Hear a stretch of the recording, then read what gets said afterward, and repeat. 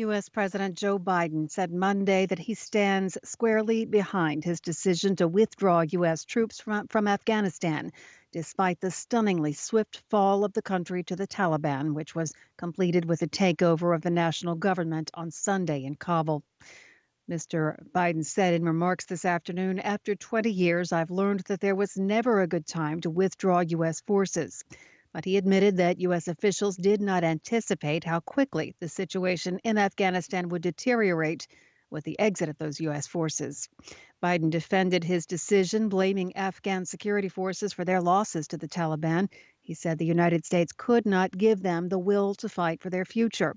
And he pledged that the United States would continue to speak up for human rights in Afghanistan, particularly the rights of women and girls under what is expected to be a hardline Islamic regime that will limit women's rights to education and to work. Television analysts have criticized the president for blaming other entities for the failure of the United States forces to leave Afghanistan in better shape than they found it. The Taliban had intensified attacks since the start of May, when U.S. and NATO allies began pulling their last remaining troops from Afghanistan. On Monday, 7 people died at the international airport in Kabul after thousands of Afghans rushed onto the tarmac of Kabul's international airport in a desperate attempt to leave the country as it falls to Taliban rule. Some were so desperate they clung to an American military jet as it took off and plunged to their deaths. India says it will help members of Afghan's tiny Sikh and Hindu community to come to India. That's according to the Indian Foreign Ministry on Monday. The National Hurricane Center says Tropical Depression Grace is producing heavy rainfall over Haiti and the Dominican Republic, with the threat of mudslides and flooding to continue overnight. This as Haiti struggles to recover from a devastating 7.2 magnitude earthquake that occurred on Saturday. The search for survivors continued on Monday as the death toll climbed past 1,400 and hospitals were overwhelmed with injured people. Hundreds of people waited on the steps of the hospital in the town of Lakai, the largest city in the earthquake-hit area on Haiti's southwestern peninsula. Many patients were being treated on mattresses in the ground outside as the hospital ran low on pain pills and other drugs. These were just some of the 6,000 people injured in the quake and its aftermath. Thousands of others have been displaced. Zambian President-elect Hakainde Hichilema on Monday promised a better democracy in his victory speech after defeating incumbent Edgar Lungu in last Thursday's election.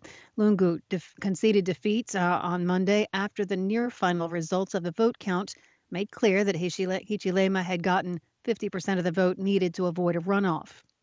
In his speech, he criticized what he called Lungu's brutal regime and promised that he would be president to all Zambians, whether they voted for him or not, and recalling that he had been arrested and charged with treason in 2017 over refusing to yield to Lungu's presidential motorcade. Hichilema said, "We are not going into office to arrest those who arrested us." In his concession speech, Lungu congratulated the new president, calling him "my brother." This was Hichilema's 6th bid for the top job and his 3rd challenge to his bitter rival Lungu after losing to Lungu by a wafer-thin 100,000 vote margin in 2016. The Delta strain of the coronavirus is driving up the COVID caseload in the United States 700% from the beginning of July. That's approximately 129,000 new infections a day. This, according to Dr. Francis Collins, the director of the National Institutes of Health, who spoke to the Fox News Sunday television show on Sunday. Collins said the caseload could jump to as many as 200,000 a day, rivaling the worst days of the COVID outbreak in January and February. Collins also said people who have not yet been vaccinated are, quote, sitting ducks, and urged them to get the COVID vaccine as the highly contagious Delta variant sweeps across the country. Meanwhile, Australia has procured 1 million Pfizer vaccine doses from Poland, and more than half of those are slated for young adults 20 to 39 years old.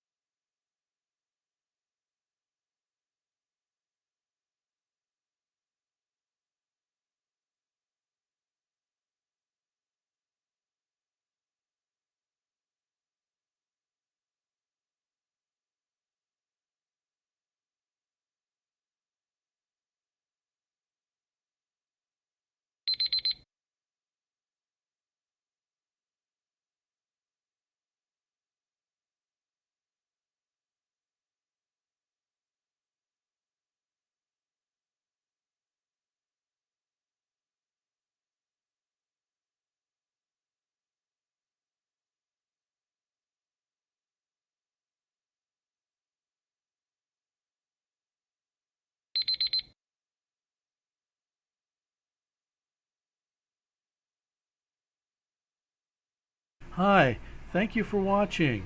I hope the videos are useful for you. Please subscribe to my channel using the button below.